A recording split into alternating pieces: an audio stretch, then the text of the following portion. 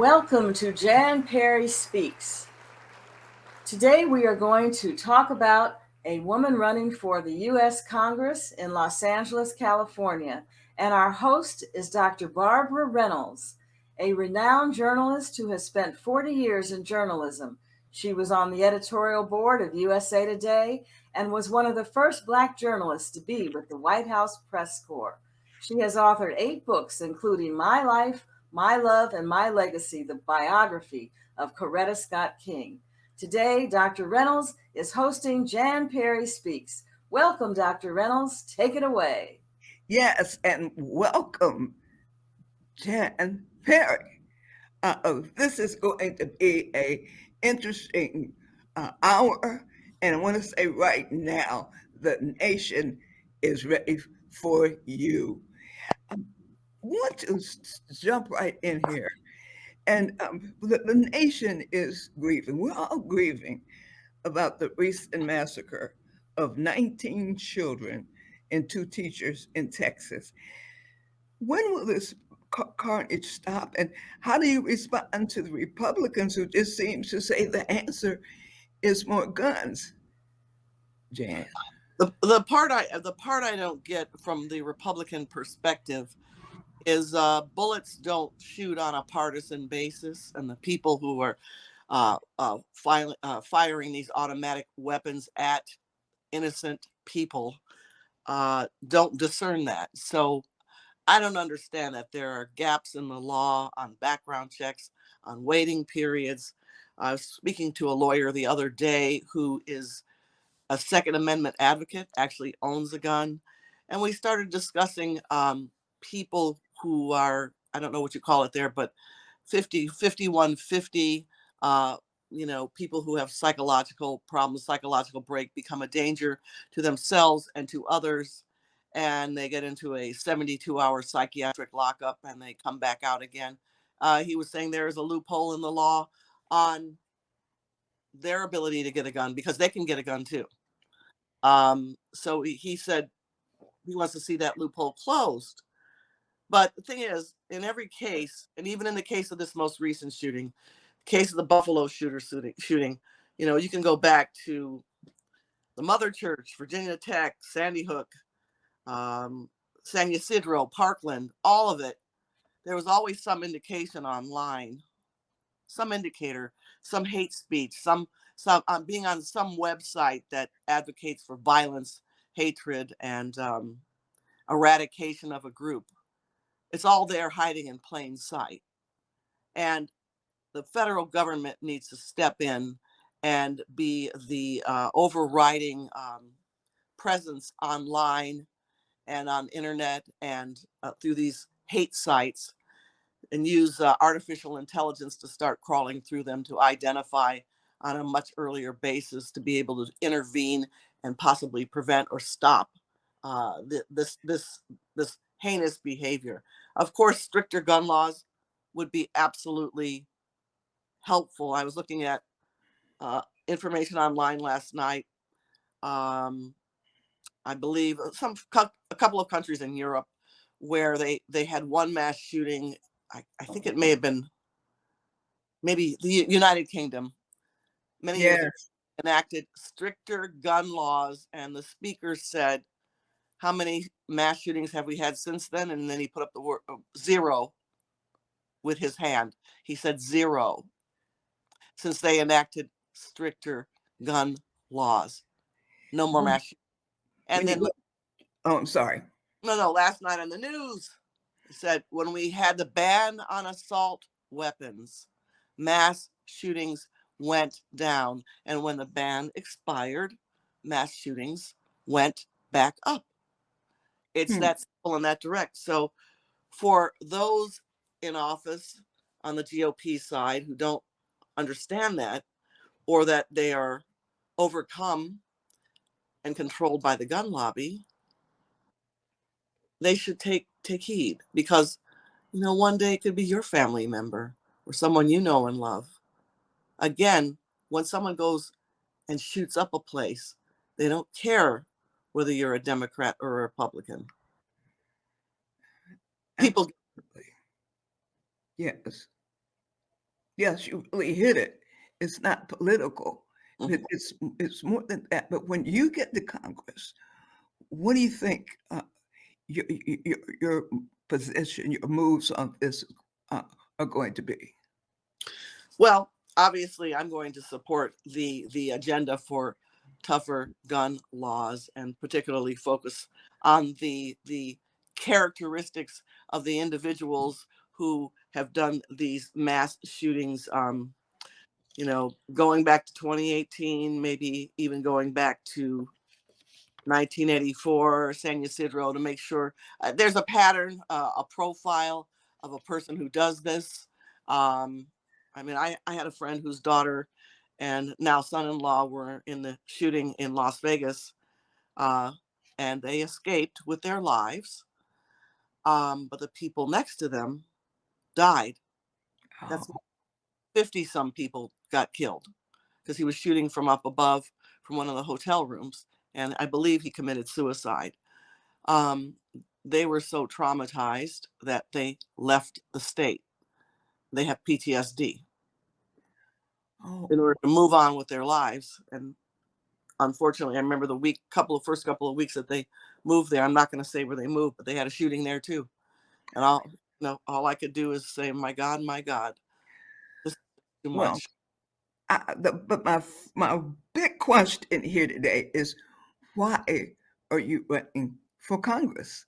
Well, when you put it in this context of why am I running for Congress, and I've spent a lot of time in Black Women for Positive Change for many, many years now, and its mission is to de-escalate violence from within communities and from without communities. And so I've learned a great deal. Also, as a former councilwoman, I spent a lot of time dealing with the aftermath of violence and feeling furious and impotent that I wasn't able to stop that type of violence before it happened. And so working with Dr. Myers and folks like that, I would go to Congress and introduce an act called the Online De-Escalation of Violence and Whistleblowers Act, which would create an Office of De-Escalation of Violence, and that would include surveilling websites of white supremacists, social media leaders and influencers, web bloggers, and any individuals who promote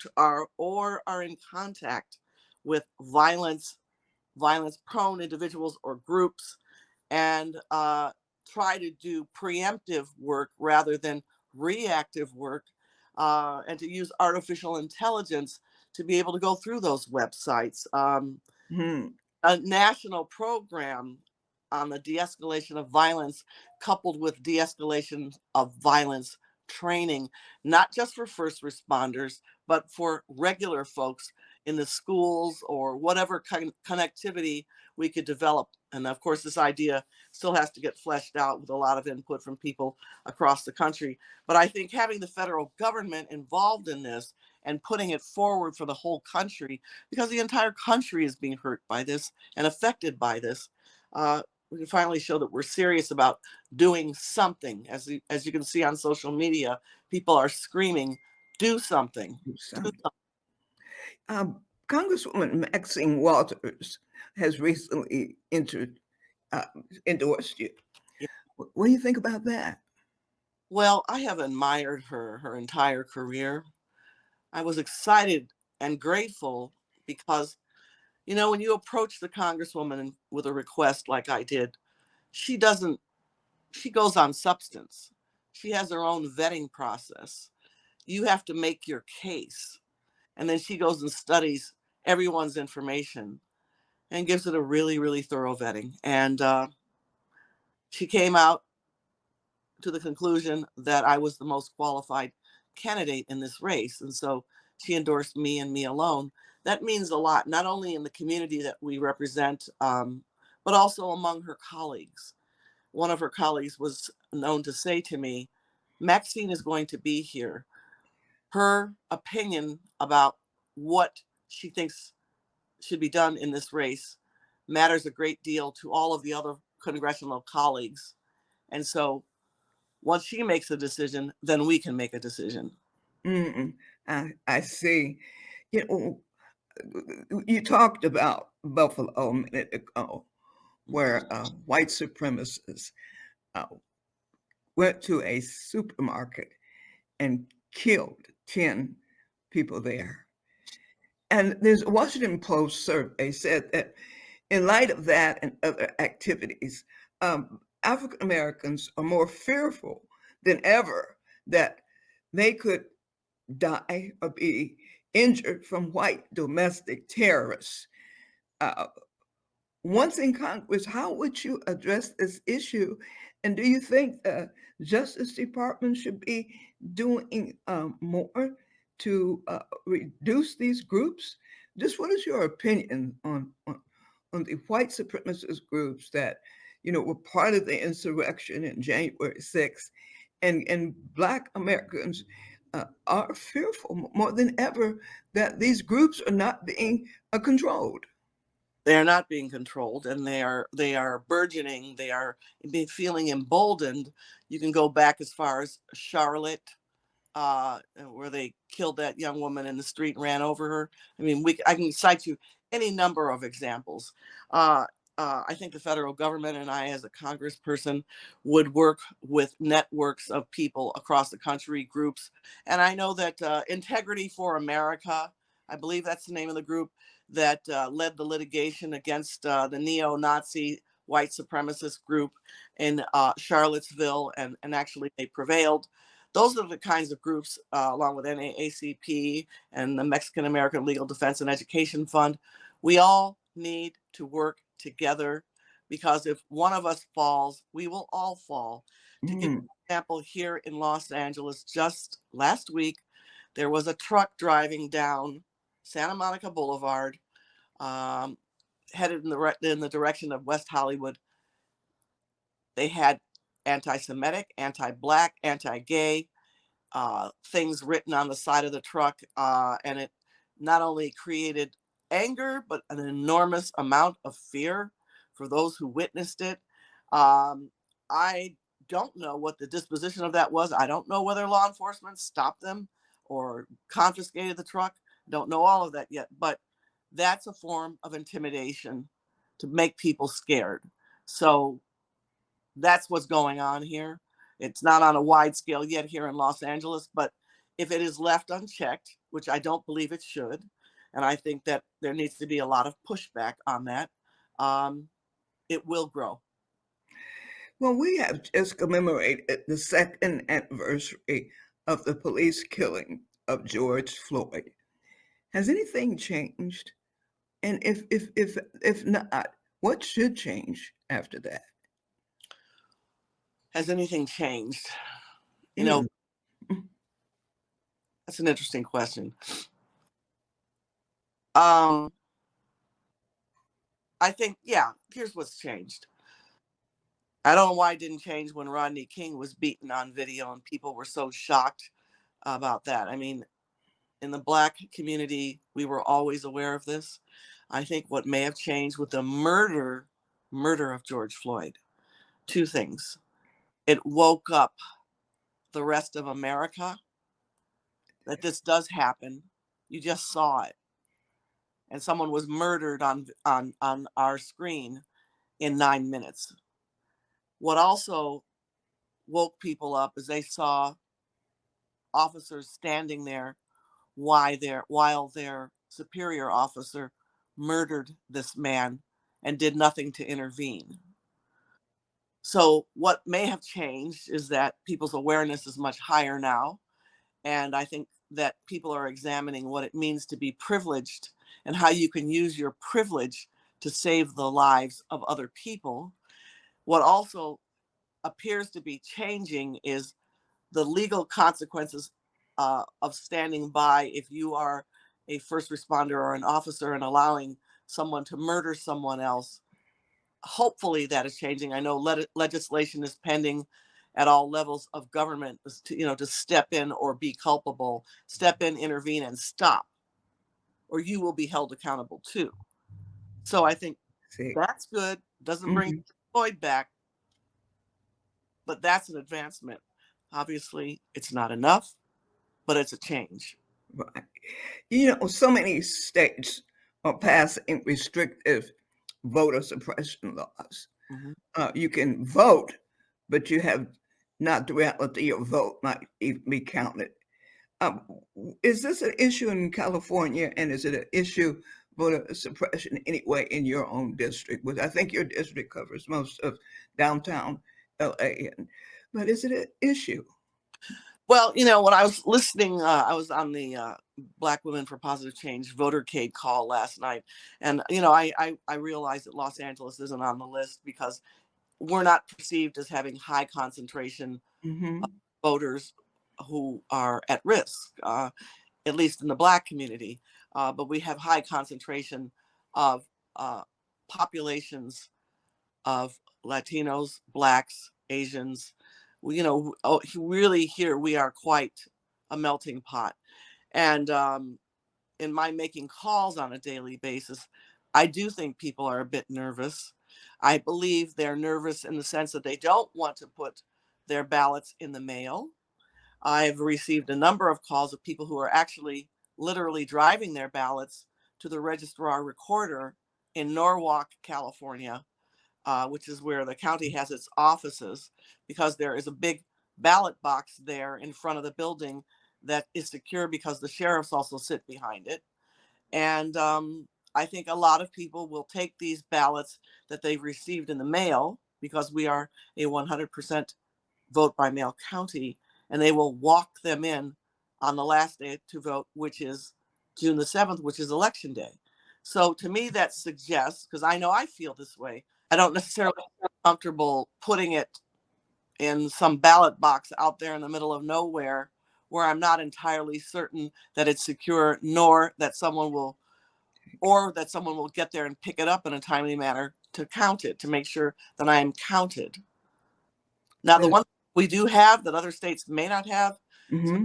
ballot tracker. So when you do put your ballot into the system, you sign the back of the envelope and you get texts so that they let you know at the county your ballot's been received, your ballot is, under review, and then they'll tell you when your ballot has been counted.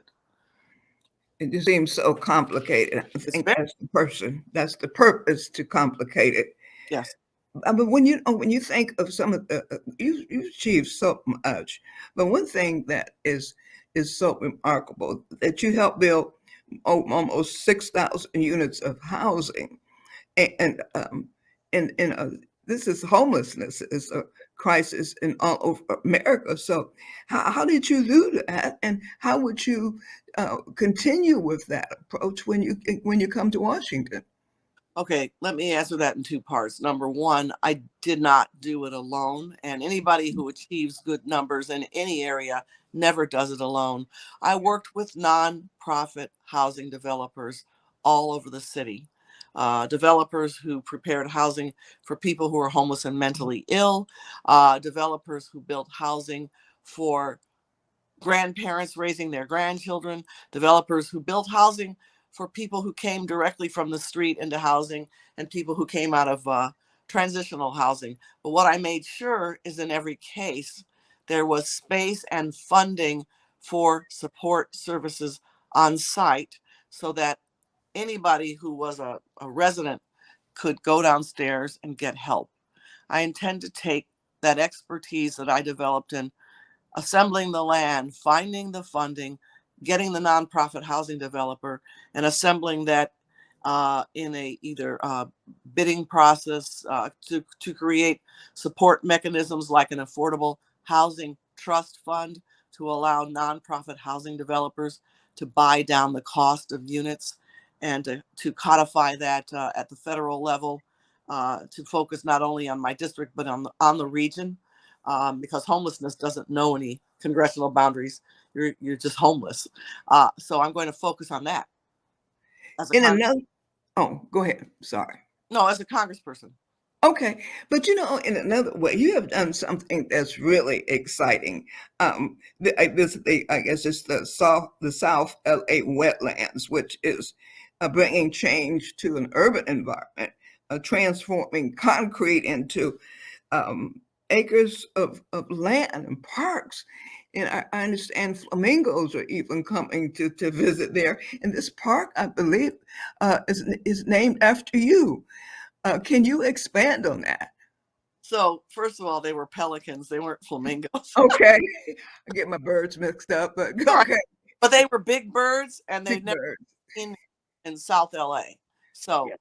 it's that they landed over at 54th and San Pedro. For those in California who watch this, um, I felt that it was really important to give people a place of refuge, a place of peace, a place where people could push their baby stroller, and also a place where people in South LA could have a chance to spend time in nature and not have to drive up to Angeles Crest or wherever. And so the first park, or the first wetlands, was built inside of a park at Slauson and Compton. And the park had been built by the previous council member. So I went into the park and put in the wetlands. And the first wetlands is about 3 plus acres, and it's got nesting islands. We were there the other day. There were probably 50 plus turtles in there, some laying eggs, mallards, geese, ducks, herons, egrets, and people walking around just staring at the wildlife and being quiet. Mm. Children and elderly people walking, people just having lunch at the picnic tables. It's peaceful, and it's right in the middle of South Los Angeles. So I loved it so much. I went over to 54th and San Pedro. We were able to acquire, over the course of 5 years, land from the Metropolitan Transportation Authority because it had been a repair yard for the MTA. And it is 10 acres. And we took clean water bond funding and excavated it, put in a 10-acre wetlands. And that's where I saw the pelicans. So I know that it can work, that we can bring wildlife back to the city for the people to enjoy. Well, when I think of the park and peace, I think it's a concept that we need to convey because there's something wrong with our culture. It seems like there's so much offense there, there's so much hate there. And you don't even hear people talk about peace anymore. And I was wondering, we're in such a climate of hate from the streets to corporate suites. Is there any way that we can bring our country together? I want to make a comment that is sort of a reality check, and I think like you and like Dr. Myers and other folks, we've grown up with racism, being very conscious of it, and I think that if we gave up and did not believe that we could change hearts and minds, we probably wouldn't go out of the house anymore. But I also think, you know, some people's hearts and minds you will never change. And I think that it's important that we focus on civility and treating people with respect, and with respect to your opinions that involve hatred and racism, of any or all groups, to try to get people to keep that in check. Mm. When it evolves into violence, that's an entirely different story, and that's what we have to push back hard on. We should also talk about jobs because you have, I think, high tech companies in your district or surrounding your district, but you Yes. also have um, tremendous joblessness. Yeah. Uh, are you able to see a way that government and laws and that can help bring these two entities together where companies are seeing how they can uh, plant homes and buildings in space, but right there on the ground, there are people sleeping. Mhm. How do get these companies more involved in the issues right there in their face? Right there. Yes, exactly. Well, I have experiences being a manager in workforce development for 5.5 years. So not only have I seen many good examples that can be applied in any industry, I'm going to give you an example very specifically.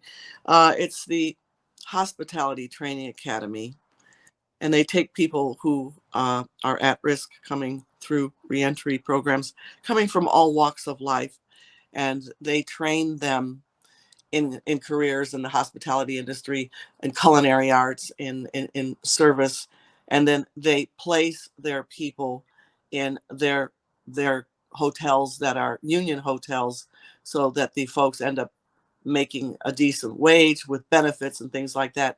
You could apply that to the high tech or the new technology industry as well. You create, and I could work with, and I will work with those organizations that create STEAM education, going back as early as junior high school, even, and to start preparing people through an accelerator and an incubator with curriculum to be able to go into careers with these captive corporations that are involved in new technology. And it's not just new technology like the Apples and the Googles and LinkedIn's and things like that, but in goods movement, in any industry, there is the advancement of technology, and there is opportunity, both above the ground and below the ground that people aren't aware of. So I would also focus on that. And the goal is to get commitments from these large corporations that they will recruit and make sure that there is opportunity for people who have been left behind. And we can also recruit through engineering organizations, policy organizations, to find people and prepare them with creating an incubator and accelerator to prepare them for careers in technology, so that we don't continue to leave people behind. This is an industry that is very male dominated, very white male dominated. And I think we can create that river that will flow into that industry to change and broaden that river and diversify it. Well, we have almost only a minute left. But when I think of you, I don't look at you as a politician, although you're in politics, because I look at you as a person of public service, a civic leader, an activist, what we certainly need in this country. We thank you for speaking. Um, you now today are speaking with words, but throughout your life, throughout your career, your work is speaking, blessing people behind you and blessing people in front of you. Thank you, Jane Perry. Thank you. Jan Perry, and keep on speaking.